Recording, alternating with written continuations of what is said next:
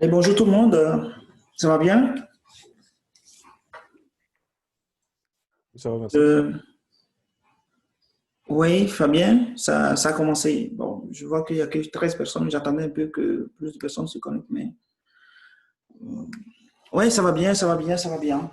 J'espère que vous aussi, la semaine s'est bien passée et que vous avez pu faire l'exercice. Bon, je sais que vous vous êtes rendu compte que c'est pas aussi compliqué que ça. Donc, on va regarder ça rapidement. Donc, je vais le présenter comme la dernière fois. Et puis, si vous avez des questions, n'hésitez pas à m'arrêter en même temps et puis que ce soit interactif. OK? Parfait. Alors, l'exercice 1, c'est que après plusieurs années de déclin, le marché des guitares acoustiques artisanales se redresse. Les guitares sont habituellement fabriquées dans de petits ateliers employant un nombre relativement faible de luthiers très qualifiés. Estimer l'impact sur le prix et la quantité d'équilibre des guitares acoustiques artisanales de chacun des événements suivants. Indiquer quelle courbe se déplace et dans quelle direction. Alors, le petit 1. Les écologistes parviennent à faire interdire l'utilisation de bois de rose brésilien, obligeant les luthiers à chercher des bois de substitution plus coûteux. OK? Donc, on va utiliser des bois plus coûteux. Quel impact ça aura donc sur le prix? Évidemment, tout le monde sait que le prix va augmenter. OK? Et donc, quel coût va se déplacer et tout. Donc, lisons la réponse. Le coût de production des guitares acoustiques faites à la main augmente à mesure que les bois plus chers sont utilisés et ça la fin, pour les construire. Cela réduit l'offre, okay, car les luthiers offrent moins de guitares à tout prix donné. Ceci est représenté par un décalage vers la gauche de la courbe d'offre et le résultat est une hausse du prix d'équilibre et une baisse de la quantité d'équilibre. Okay. Ça, vous pouvez aussi le représenter graphiquement. Okay. Donc, la courbe, vous avez une courbe. La demande est toujours la même, mais c'est que la quantité produite ne va plus être grande comme avant. Donc, il y aura un décalage vers la gauche. Donc, si l'offre se déplace vers la gauche ou bien vers le haut, si vous voulez, donc le prix va augmenter et la quantité produite va baisser. OK. Est-ce qu'il y a une question là-dessus?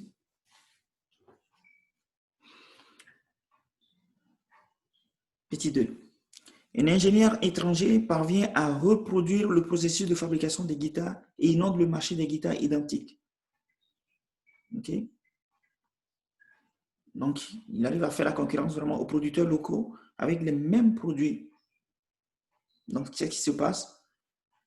Bien évidemment, s'il arrive à faire ça, c'est que l'offre devient plus abondante que la demande. Et donc, le prix va baisser. Donc, c'est comme si l'offre se déplace vers la droite. Okay. Donc, cela représente un déplacement vers la droite de la courbe d'offre, entraînant une baisse du prix d'équilibre et une augmentation de la quantité d'équilibre. C'est clair aussi?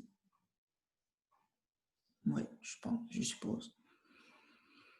Petit 3, la musique utilisant des guitares acoustiques artisanales connaît un déclin de succès vers la lassitude dont fait preuve le public vis-à-vis d'autres styles musicaux.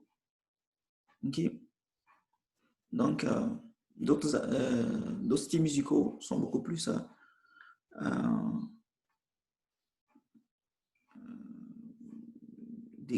enfin, font un déclin. Donc, les styles musicaux du type guitare acoustique, vraiment, sont beaucoup plus à la mode.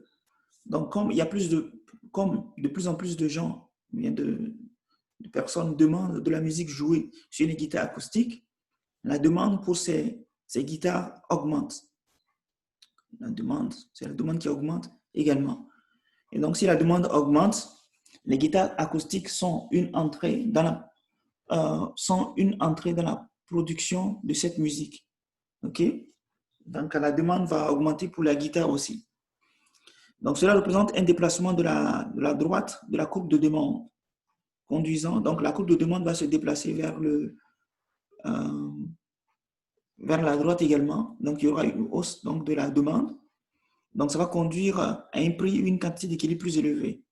Bien entendu, si la demande augmente, les gens veulent beaucoup plus acheter, c'est clair que le prix va augmenter. Okay? C'est vraiment que de la vie courante, ce que vous vivez quotidiennement. Le petit 4, le dernier point, c'est que le pays entre en récession sévère et le revenu moyen diminue fortement. Okay? Donc, posez-vous la question, si votre revenu diminue, est-ce que vous allez vouloir acheter encore plus de guitares? Non. Donc, la demande va baisser. Okay? Si la demande baisse, c'est clair que les producteurs vont vouloir, sont en surplus, donc ils vont baisser le prix. Donc, c'est des analyses qui se font vraiment de manière intuitive. Donc, si le revenu américain moyen baisse fortement, la demande des guitares acoustiques artisanales diminueront également fortement, qu'elles sont un bien normal.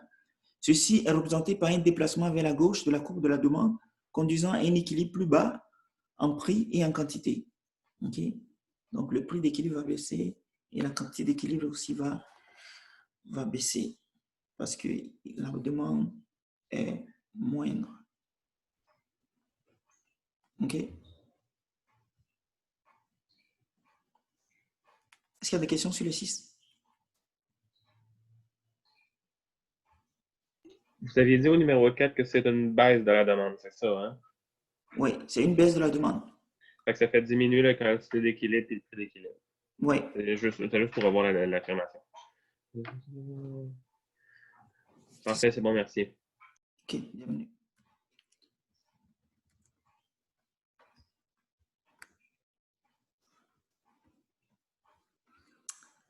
OK. Alors, l'exercice 2. On a un marché donc, où l'équation vraiment de la demande est donnée par Q égale à 100 moins 5P et l'offre c'est Q égale à 5P. Donc, vous savez déjà que l'offre est une relation croissante entre le prix et la quantité et que la demande est une relation décroissante. Donc, vous voyez, la pente est négative, ici la pente est positive. Voilà, donc la première question c'est de tracer vraiment le graphique qui représente l'offre et la demande et le prix d'équilibre. Ça, c'est... Je présente ce que j'ai tracé et puis on va mathématiquement, ça ne pose pas de problème. OK. Donc, lorsque la quantité Q égale à 0, le P, Q égale à 0, P égale à 20, dans ce point. Lorsque Q égale à 100, P égale à 0, dans ce point, donc c'est ça la demande. Lorsque Q égale à 0, P égale à 0 aussi pour l'offre, dans ce point. Ensuite, vous prenez n'importe quel P, donc le P égale à Q égale à 50, on va avoir P égale à 10. Donc ça passe par ce point. Donc ça fait ces droites-là. Les deux se coupent en ce point. Donc on peut dire que graphiquement, l'équilibre, c'est une quantité Q égale à 50 et un prix égal à 10. Est-ce qu'il y a quelqu'un qui est mal à l'aise avec la construction de ce graphique?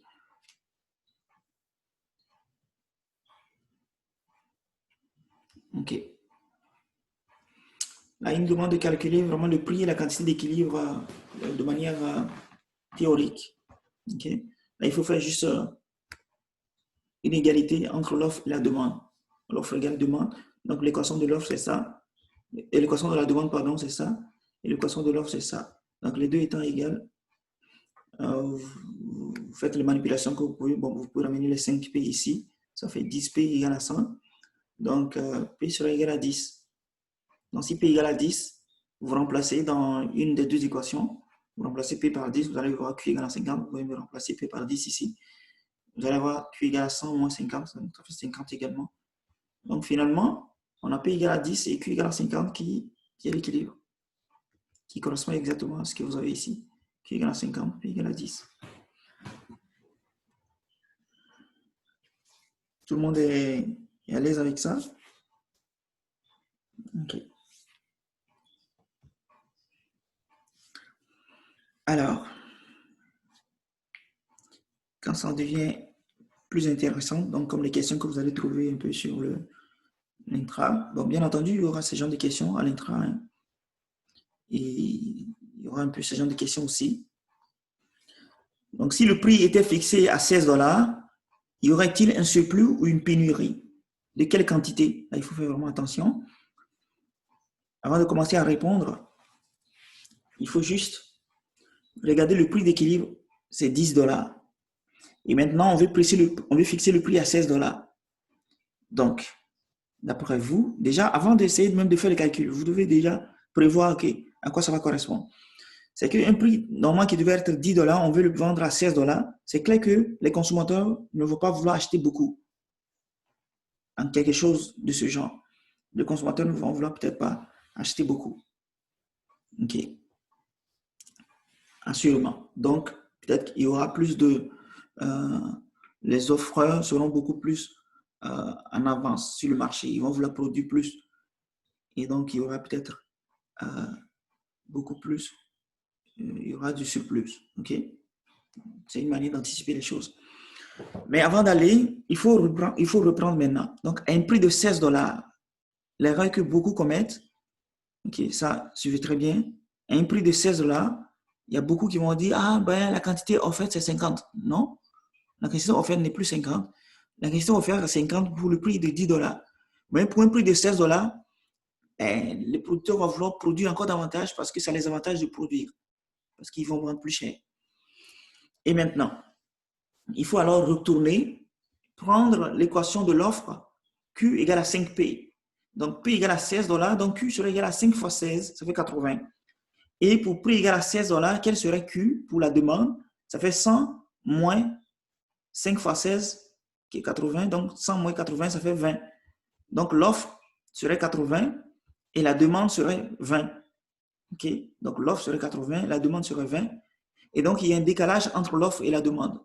Ils produisent 80, les gens veulent acheter 20. Donc, il y aura un surplus de 60. Il y aura donc un surplus de 60. OK? Il y aura un surplus de 60. Donc, ce n'est pas une pénurie. Petit d. À un autre prix égal à 16 $, quelle sera la recette totale du vendeur? OK. Donc, pour le vendeur qui veut vendre prix égal à 16 $, c'est qu'il est prêt à produire 80 quantités du bien, mais seulement 20 seront échangées. Okay? 20 sera vendu, seulement 20 quantités seront vendues aux consommateurs. Donc, finalement, il fera une recette de 16 fois 20, qui est 320, pardon. Donc, les recettes totales seront de 320 $. Est-ce que c'est clair? Les recettes totales ne seront pas 16 fois 80, hein? Faites attention. Parce qu'ils ne vont pas vendre toutes les 80. Donc, il faut vraiment rester dans l'exercice, comprendre qu'en réalité, les recettes, c'est les quantités vendues, c'est-à-dire les quantités échangées, donc les quantités qui sont égales à la demande, multipliées par le prix. Donc, ne prenez pas 80, ne prenez non plus les 50 précédentes, parce que le prix est 16 maintenant. OK. Petit e. À prix égal à 8 $, quelle sera la recette totale du vendeur? OK. Donc, à prix égal à 8 $, on sait que la quantité offerte serait égale à 5 fois prix, donc 40. Et la quantité demandée serait égale à 100 moins 5 fois 8, donc 60. Donc, cette fois-ci, il y a pénurie parce qu'ils produisent 40 et les consommateurs veulent en acheter 60. OK? Et comme les consommateurs veulent acheter 60, il y a une pénurie de 20. Donc, finalement, la quantité vendue serait 40. C'est ça qui serait la quantité échangée.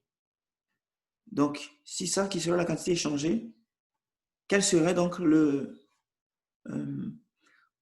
la recette totale? La recette totale serait alors 8 $ fois les 40. Ça fait également 320. OK? Je vois quelqu'un poser une question.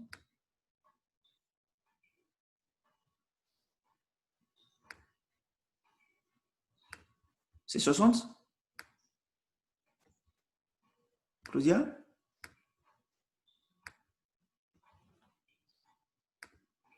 C'est ici? Votre question, c'est ici ou bien c'était dans l'autre question?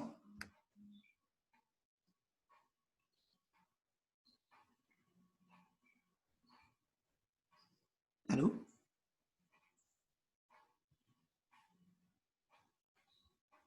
OK. OK. Bon, je ne sais pas exactement. Les 60 ici? Est-ce que vous pouvez lever votre micro et parler? Attends, personne ne me répond.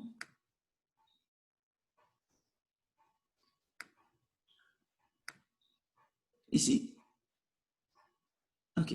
Donc, le surplus, c'est 80 moins 20. Donc, le décalage donc, entre l'offre et la demande. OK? Donc, l'offre, donc c'est 80 et la demande, c'est 20. OK? Donc, sur le marché, suppose qu'il y a 20 personnes qui sont prêtes à acheter et il y a 80 personnes qui veulent vendre. Bon, finalement, il y aura 60 qui ne vont pas correspondre entre l'offre et la demande. Donc, c'est ça, en fait, les 60 qu'on a. OK. Voilà, donc finalement, on a aussi une recette totale de 320 $ également ici. Est-ce qu'il y a d'autres questions? Monsieur, j'aurais une question. Oui. Oui, je me demandais pourquoi le D et le E, pourquoi les solutions sont différentes si, si c'est la même question. Je ne comprends pas. Quelle solution? Le D et le E? Non? Oui, parce que comme pour le D, par exemple, on a juste utilisé le QE égale à 20, mais pourquoi pour le E, on utilise la quantité de l'offre et le quantité de la demande ensemble pour trouver le QE? Pourquoi c'est quoi la différence entre les deux? Non, c'est parce qu'ici, on avait déjà commencé, parce qu'on a pris prix égal à 16 $. Ça, il faut noter. Ici, prix égal à 8 $. Ça, c'est d'abord la première différence. Et c'est le même travail qu'on a fait ici, hein, c'est-à-dire qu'on devrait calculer la quantité offerte, la quantité demandée ici. Sauf qu'on l'a déjà fait à petit c. C'est-à-dire pour le prix égal à 16 $, on a déjà calculé la quantité offerte qui est 80, la quantité demandée qui est égale à 20. OK? Donc, on sait que OK, la quantité d'équilibre serait 20. Parce qu'il y a 20 qui est la demande, 80 qui est l'offre. Mais pour que ça puisse matcher entre les deux, on ne peut que, parce qu'il y a un surplus, ce qui concorde entre les offres et la demande, ça sera seulement 20 qui va être échangé. OK? C'est pour ça qu'on a 20 ici. Alors qu'ici, quand on fait le même travail, on calcule la quantité offerte qui est 40, la quantité demandée 60 pour le prix de 8 $. On se rend compte que, OK, il y a moins d'offres que de demandeurs. Donc, eux, ils vont pouvoir vendre tous les produits. Et c'est certains acheteurs qui ne vont pas pouvoir en acheter. Donc, on a une quantité échangée qui serait de 40. Donc, voilà ça comme chaque acheteur devra acheter une voiture et il y a en tout donc 40 concessionnaires et 60 acheteurs de voitures. Donc, finalement, il y aura 20 acheteurs de voitures qui ne vont pas pouvoir en acheter parce que chaque concessionnaire présente une voiture. OK? OK. Et ça veut dire que la quantité d'équilibre échangé, c'est comme la valeur la plus petite de la quantité entre l'offre et la demande, j'imagine? Oui, effectivement, parce qu'on ne peut pas offrir, on ne peut pas donner ce qu'on n'a pas et non plus, on ne peut pas acheter ce qu'on ne veut pas non plus. OK, je pense que c'est ça que je n'avais pas compris. OK, c'est bon. Merci beaucoup. C'est ça. C'est ça l'élément clé vraiment pour répondre à cette question. Et je vous assure, ça va venir à l'examen. Donc, prenez le temps de bien comprendre comment on a fait les calculs. OK? Alors, la dernière question, petit f, c'est, on suppose qu'un déplacement parallèle de la courbe de la demande donne un nouveau prix d'équilibre de 15 $. Par quelle distance verticale s'est déplacée l'ancienne courbe? Bon, ça peut paraître quand même assez non habituel. C'est quand même une question qui est purement mathématique. Ok, donc, quelle est d'abord la question? Il faut d'abord comprendre qu'est-ce que ça veut dire la question. Et puis, donc, la question, c'est ça.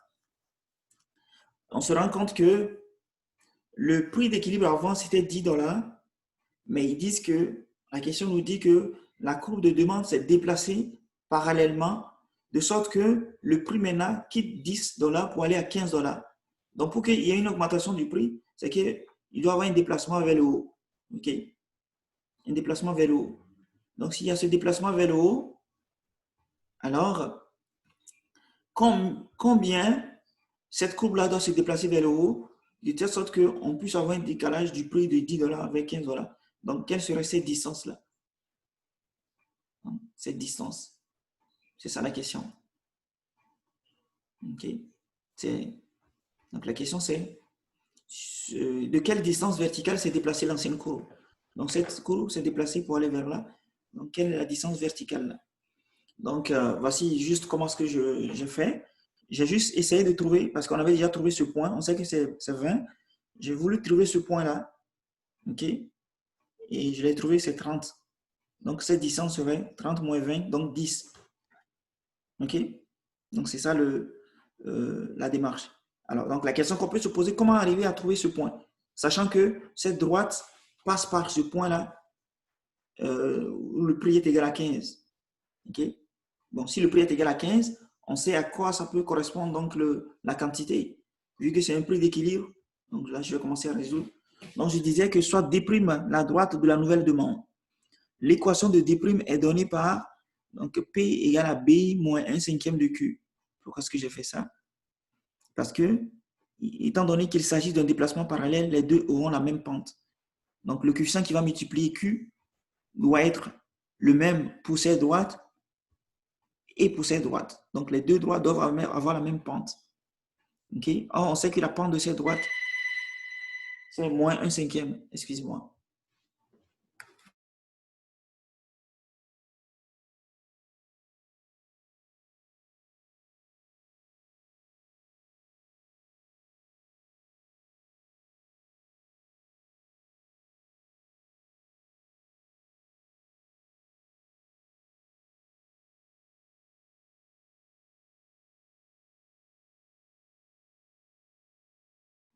Oui, désolé.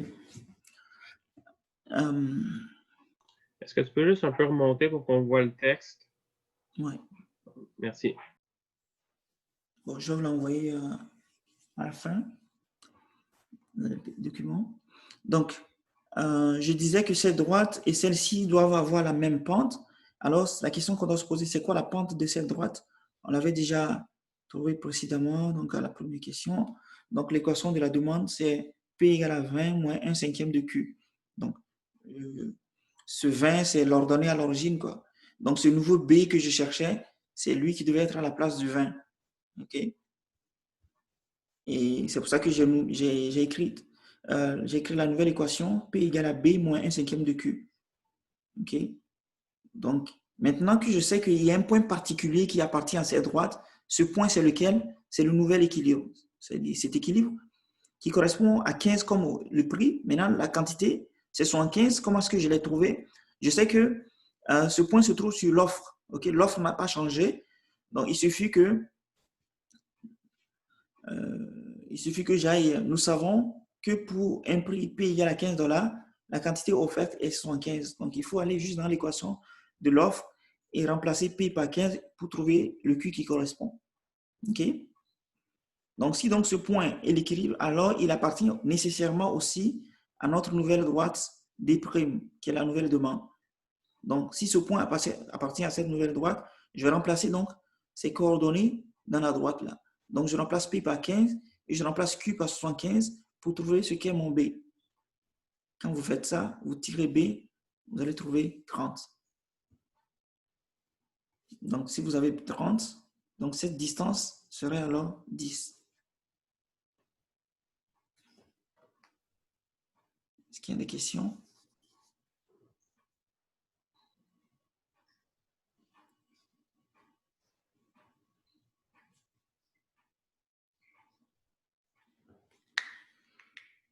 Est-ce que vous avez d'autres questions? Moi, j'ai une question. Ouais. J'ai une question par rapport à l'équation. Je n'ai pas compris, c'est allé un peu trop vite. Je n'ai pas compris comment est-ce que tu as trouvé 30. Genre, si tu peux expliquer un peu calmement parce que ça va un peu vite. Ok, d'accord. Alors, ici, le haut, tu l'as compris? Ici. Parce que je l'ai fait en 2 phases. La première phase, j'ai dit, OK, cette droite en rouge a la même équation, non, a la même pente que la droite en noir. OK? Les deux ont la même pente parce qu'elles sont parallèles, parce que c'est un déplacement parallèle. Alors, dire qu'on a la même pente, c'est que l'élément qui est à côté de Q, dans cette forme-là, donc quand vous écrivez P égale B, enfin, l'équation sur la forme AX plus B, Y égale AX plus B, le coefficient A qui est à côté de X, c'est le coefficient, on appelle ça le coefficient directeur de la droite. Et c'est la pente, ça doit être le même. Okay? Ce coefficient directeur doit être le même. Et je disais que le coefficient directeur de la droite de demande initiale, c'est moins 1/5. C'est pour ça que j'ai mis moins 1/5 ici. Donc, finalement, il revient à trouver ce B. OK? Maintenant, pour trouver ce B, il faut que j'arrive à déterminer complètement l'équation de la droite alors. Mais je sais qu'il y a un point particulier qui appartient à cette nouvelle droite. Ce point particulier, c'est celui-là. C'est le nouvel équilibre. Et ce équilibre, on nous avait déjà dit dans l'exercice que ça correspond à un prix égal à 75 et un prix égal à 15 $. Mais la question qu'on a se poser, ça correspond à quelle quantité? Alors, pour trouver la quantité qui correspond à ça, il faut juste remplacer le prix par 15. OK? Le prix par 15 $ et trouver la quantité sur la courbe de l'offre. C'est-à-dire, pardon, ici. Si le prix est égal à 15, la quantité sera égale à 75. OK? Parce que l'offre n'a pas changé, c'est la même courbe. Donc, on va trouver que le point de coordonnées 75, 15 appartient à cette courbe. Donc, il faut juste remplacer les éléments de ce point, donc prix par 15, donc P par 15, et Q par 75, et vous calculez. Donc, 75 fois 1/5, donc ça fait 75 divisé par 5, ça fait normalement, ça fait 15, c'est ça? Donc, vous aurez 15 égale, donc c'est ça, 15 égale B moins 1/5 fois 75. Donc, 75 fois 1/5, ça va faire 15. Donc, vous aurez 15 égale à B moins 15. Donc, vous ramenez ce moins 15 ici, ça fait plus 15. Donc, vous aurez 15 plus 15 égale à B. Donc, B égale à 30. OK?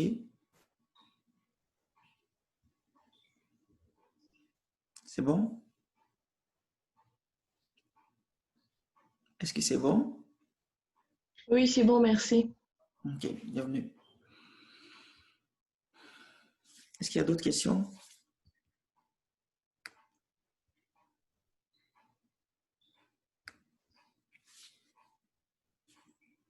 OK, il n'y a pas d'autres questions.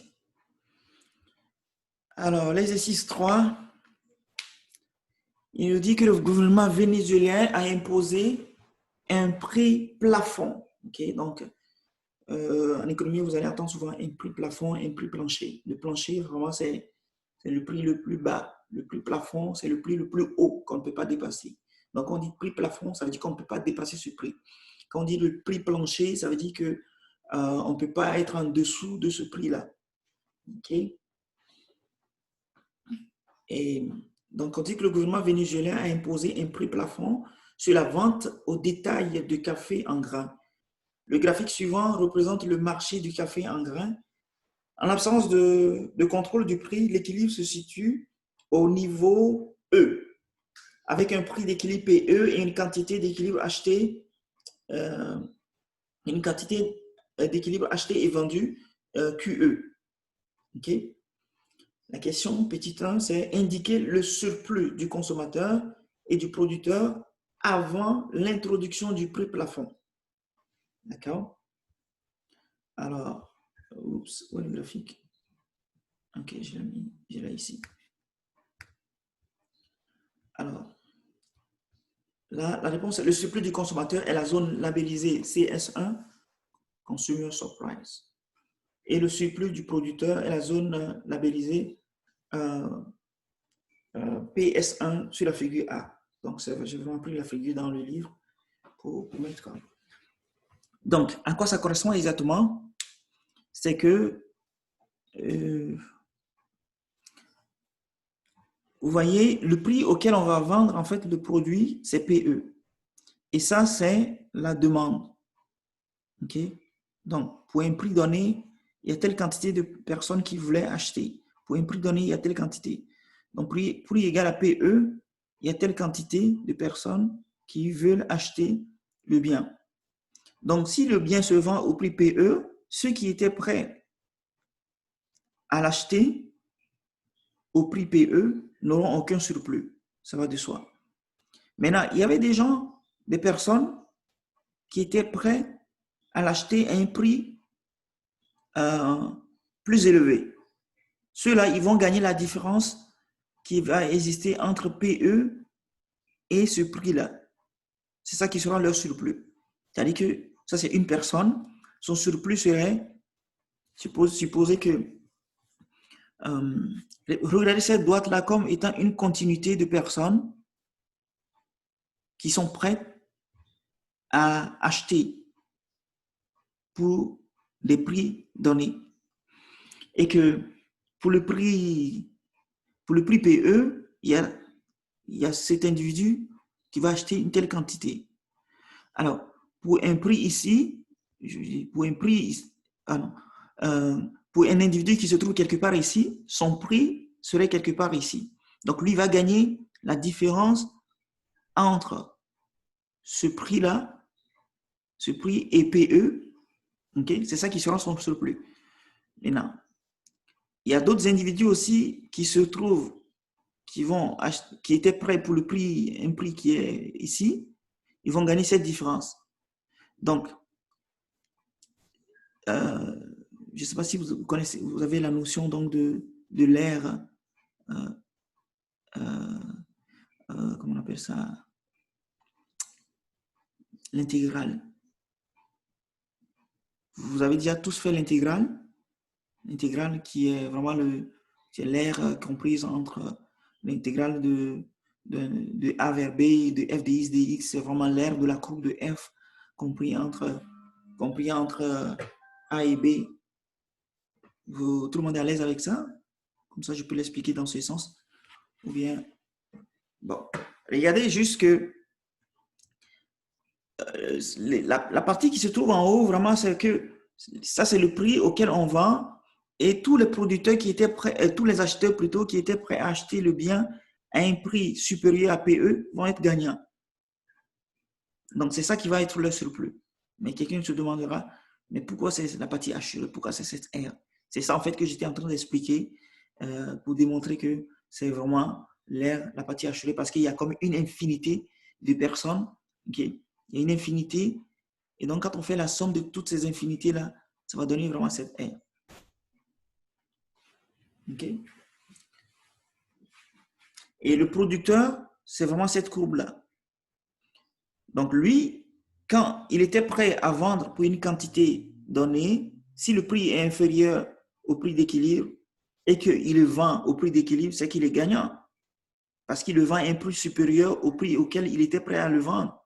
Donc, il est gagnant. Donc, c'est pour ça que c'est la partie en bas qui concerne donc le surplus du producteur. OK? Est-ce qu'il y a des questions? Petit 2. Attendez, je vais me charger.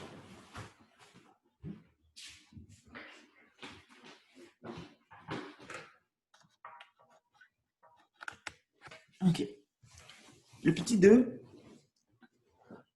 On dit maintenant qu'après l'introduction du prix plafond, le prix d'équilibre en PP et la quantité achetée, non, le prix d'équilibre est PP et la quantité achetée est vendue diminue en QP. Donc, indiquer le surplus du consommateur après l'introduction du prix plafond, en supposant que ce sont les consommateurs qui ont la disposition à payer la plus élevée qui obtiennent le café en grains disponible. Autrement dit, en supposant qu'il n'y a pas d'allocation inefficace aux consommateurs.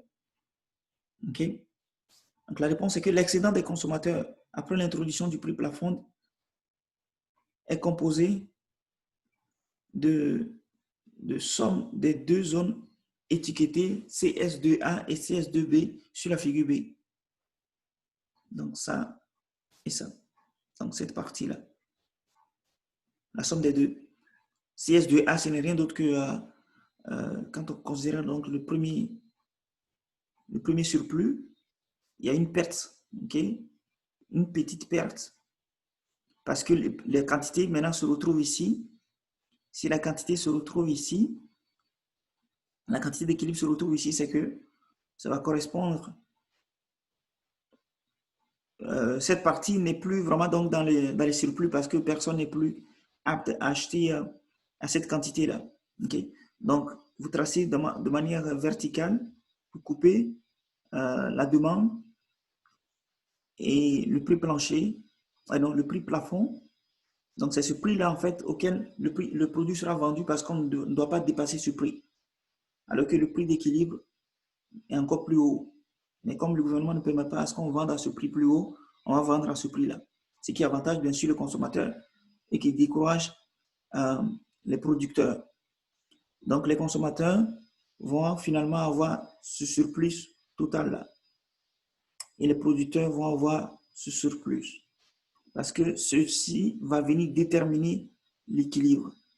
Ce n'est plus l'offre et la demande qui déterminent l'équilibre, mais c'est l'offre et le prix plafond. Parce que le prix plafond est en dessous donc du prix d'équilibre. OK? C'est bon?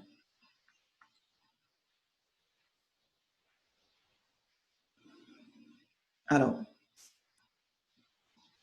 sur le graphique, montrez la partie du surplus du producteur avant l'introduction du prix plafond qui a été transféré au consommateur après. Bon, ce n'est rien d'autre que ça. OK? Le CS2B. Parce que c'est, comme je l'expliquais, le prix plafond étant ici, pardon, le prix plafond serait quelque part ici. Vous voyez, donc c'est la partie blanche ou bien grise qui est juste au-dessus de la ligne que j'ai tracée, c'est celle qui sera transférée au consommateur. Donc, c'est le CS2B. OK? Et sur le graphique, montrer la partie du surplus total avant l'introduction du prix plafond qui a été perdu. Autrement dit, la perte sèche. La perte sèche, c'est les deux. OK? Le montant de l'excédent total est perdu à la suite de l'introduction du prix plafond. La perte sèche est la zone appelée perte deadweight loss. Je ne vais pas mettre encore perte ici. Donc, c'est cette zone-là qui est la perte sèche. OK? Parce que quand vous voyez bien, avant, le surplus total donc, et du producteur et du consommateur, c'est ce triangle-là. Mais cette fois-ci, ça ne sera plus tout ce triangle. Ce sera juste ça. Autrement dit, il y a cette partie qui est perdue à cause donc, de l'introduction du prix plafond.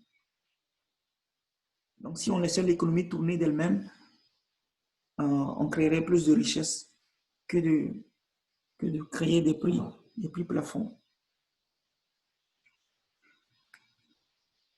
Est-ce que c'est bon?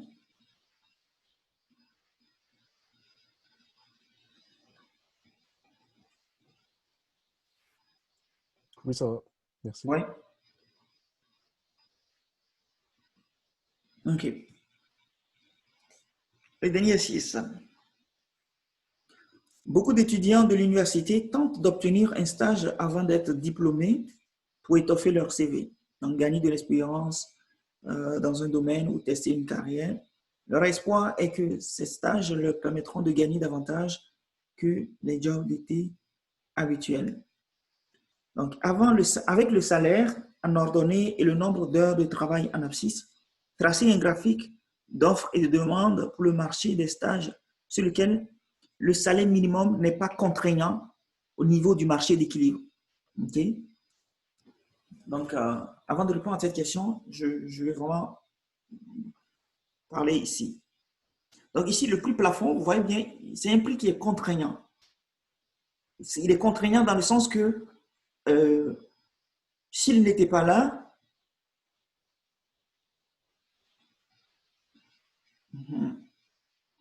je vois. Ok. Alors, suivez très bien ce que je vais dire. Tout ce que je vais dire, il faut vraiment que vous compreniez tout. Parce qu'il faut que vous fassiez la différence entre prix plafond et prix plancher. Alors, vu que c'est un prix plafond et que l'équilibre est au-dessus de ce prix plafond, autrement dit, ce prix d'équilibre ne sera pas le prix auquel les produits seront vendus. On sera obligé de vendre à ce prix plafond. Parce que le prix plafond, c'est le prix qu'on ne peut pas dépasser. Donc, l'introduction du prix plafond est contraignant pour les producteurs. Donc, ça ramène à ce qu'on ne vende pas à ce prix d'équilibre parce que le prix d'équilibre est lui-même au-delà donc du prix plafond. Or, ce prix plafond vient le limiter. Okay? Donc, c'est contraignant, l'introduction du prix plafond. Par contre, si c'était juste le prix plancher, donc, par définition, le prix plancher, c'est le prix au-delà duquel il faut vendre. C'est-à-dire qu'il ne faut jamais vendre en dessous de ce prix-là. Si ce prix, c'est le prix plancher, dans ce cas, l'équilibre serait correct. Okay? Dans ce cas, ce prix plancher ne serait pas contraignant. Je veux vraiment que vous compreniez ça. Ce prix plancher ne serait pas contraignant parce que dans sa définition, le prix plancher est le prix minimum au-delà duquel il faut vendre. Donc, si l'équilibre est au-delà du prix plancher, c'est bien. Donc, ça ne pose aucun problème. Donc, c'est intéressant que le prix d'équilibre soit au-delà du prix plancher. Du coup, ce n'est pas contraignant. Mais si on mettait le prix plancher ici et que le prix d'équilibre vraiment est en dessous, c'est que ce n'est pas correct parce qu'il faut vendre à un prix qui est supérieur ou égal au prix plancher. Donc, dans ce cas, l'introduction de ce prix plancher serait contraignant parce que l'équilibre tel qu'on le voit ici ne serait plus bon parce qu'il est en dessous du prix plancher. Donc, ne regardez pas juste la ligne pour dire « Ah non, c'est ici. » Non, il faut savoir c'est quel prix. Si c'est un prix plafond et qu'il se trouve en dessous de ce qu'on a, ben là, c'est que on va ramener tout au prix plafond. Si c'est un prix plancher et qu'il se retrouve ici, ça ne change rien. On va rester toujours à notre prix d'équilibre. Si c'est un prix plancher qui se retrouve ici, un prix plancher, ça veut dire qu'on doit être au-dessus. Okay. Donc, finalement, c'est contraignant parce que c'est un prix plancher. Donc, finalement, notre équilibre ici n'est plus bon parce que le prix plancher doit être le prix minimum. Donc, l'équilibre va se retrouver quelque part ici. Si c'est un prix plafond qui se retrouve ici, ben, ce n'est pas contraignant parce qu'il est vraiment supérieur au prix d'équilibre. Donc, notre prix d'équilibre n'est pas encore au-delà du prix plafond. Donc, c'est intéressant. Ce n'est pas contraignant. C'est ça que je veux vraiment que vous compreniez. OK? Donc, revenons maintenant à la question. La question ici, c'est avec le salaire en ordonnée et le nombre d'heures de travail en abscisse, tracer un graphique d'offres et de demandes pour le marché des stages sur lequel le salaire minimum n'est pas contraignant au niveau du marché d'équilibre. Donc, le salaire minimum, c'est quoi? Ce n'est rien d'autre que le prix plafond ou plancher. Qui veut m'aider? C'est le prix plancher. Voilà. C'est le prix en lequel on peut, c'est le salaire, on ne peut pas aller en bas de ça, ça devient un prix plancher, effectivement. Exactement. Donc, comme c'est le plancher, est-ce qu'il doit être au-dessus du salaire d'équilibre ou en dessous du salaire d'équilibre pour qu'il ne pose pas de problème? Pour que le salaire minimum n'affecte pas les entrepreneurs ou bien n'affectent pas le marché, il faut vraiment qu'ils soient Soit en dessous. en dessous. Ouais. C'est ça. Parce que une fois que le gouvernement Legault impose un salaire minimum de 30 piastres l'heure, c'est que tous les entrepreneurs qui veulent embaucher en bas de 30 piastres seront obligés de payer plus que ce qu'ils étaient prêts à payer, donc de le ramener à 30 $. Donc, si c'est en dessous, donc si on fixe le salaire minimum à 13 piastres, bon, aujourd'hui, je sais que tout le monde paye plus que 13 piastres, donc, excusez-moi, quand je dis 13 piastres, c'est 13 $. Donc, tout le monde paye plus que 13 $, pardon. Tout le monde paye plus que 13 $, donc ça n'influencera pas l'équilibre. Okay? Donc, il faut vraiment que le prix plancher soit en dessous vraiment du prix d'équilibre pour que ça ne soit pas contraignant. OK. Le deuxième niveau, c'est que supposez qu'un retournement de marché réduise la demande de stagiaires par les employeurs. Mais beaucoup d'étudiants sont prêts à travailler pour des stages non payés. En conséquence, le nouveau salaire d'équilibre est égal à 0. Tracez un autre diagramme d'offres et de demande pour illustrer ce nouvel équilibre de marché. Tracez le triangle qui représente la perte sèche due au salaire minimum. Expliquez les résultats à partir du graphique. Okay. Le ralentissement économique entraînera une augmentation de l'offre de stagiaires. La courbe d'offres se déplacera vers la droite et à sa nouvelle position en S2. Donc, l'offre va quitter S1 pour aller à S2 parce qu'il y aura beaucoup plus de stagiaires et se traduira par un nouvel équilibre, okay, qui est donné par un salaire nul. Okay. Donc, cet équilibre, normalement, c'est un salaire nul. Okay. Il ne devrait pas avoir de salaire pour cet équilibre-là. Mais vu qu'il y a un salaire minimum en dessous duquel il ne faut pas dépasser, finalement, les entrepreneurs seront obligés de payer le salaire minimum, qui est W étoile. Okay? C'est-à-dire que ici, le salaire d'équilibre, c'était W1 et le salaire minimum, c'est W étoile. Mais la conjoncture économique a fait en sorte que le salaire se retrouve en bas, okay, de ce W étoile. Donc, si le salaire se retrouve en bas de ce W étoile, donc finalement, l'équilibre sera finalement en W étoile, donc quelque part ici. Ici. OK? Ça, c'est l'équilibre normal. Mais vu qu'on doit payer W étoile, OK? Donc, la nouvelle demande, c'est quoi la demande d'abord? Ah oui, c'est ça la demande. OK, donc ça c'est la demande, ça c'est l'offre. OK? L'offre qui s'est déplacée pour venir ici, pour que ça donne vraiment cet équilibre. Mais cet équilibre n'aura pas lieu parce que on est contraint par ce salaire minimum. Donc, l'équilibre va finalement se retrouver encore ici. OK, bon. C'est vrai que ça coïncide, mais si je traçais un peu en bas, si je traçais W étoile ici, l'équilibre va se retrouver ici. Donc, c'est le salaire minimum qui définit l'équilibre. Donc, là où, en fait, le salaire minimum coïncide avec la demande. Bon, bien entendu, ici, comme les trois coïncident, ça peut être confusion, mais c'est vraiment là où le salaire minimum coïncide avec la demande. Là où le salaire coïncide avec la demande, donc ici. C'est ce point-là, en fait, qui est représenté là. OK. Donc, quand on a ça, c'est qu'on aura une perte sèche qui correspondrait vraiment à ce petit triangle-là. OK. Parce que l'équilibre normal devrait être là. Maintenant, il y a le plancher. Donc, quand vous allez tracer donc, le surplus du producteur, le surplus des consommateurs, bien des travailleurs, il va rester ce petit triangle comme dans les 6 précédents. Ce petit triangle va déterminer vraiment la perte sèche. OK. Est-ce qu'il y a d'autres questions?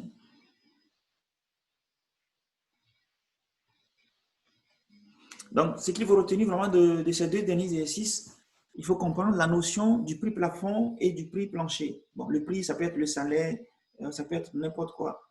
Mais il faut comprendre le plancher et le plafond. Le plancher, c'est qu'on doit être au-dessus. Le plafond, c'est qu'on doit être en bas. Donc, c'est contraignant lorsque on ne respecte pas la condition qui est posée. Okay, donc, pour le plancher, tant qu'on est supérieur, ça va. Mais si on se retrouve en bas du plancher, c'est là que c'est contraignant. Pour le plafond, tant qu'on est inférieur à ce plafond qui est imposé, il n'y a pas de problème. Mais tant qu'on dépasse ce plafond, c'est là que ça devient contraignant. Okay? Il faut juste retenir ça et être en mesure de pouvoir tracer le surplus du consommateur, le surplus du producteur. Et quand on a un nouvel équilibre qui est imposé par le prix plafond ou plancher, il faut arriver à retrouver maintenant la perte sèche ou bien les nouveaux surplus. Y a-t-il des questions?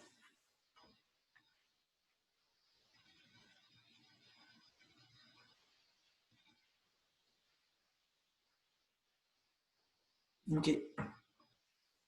Bon.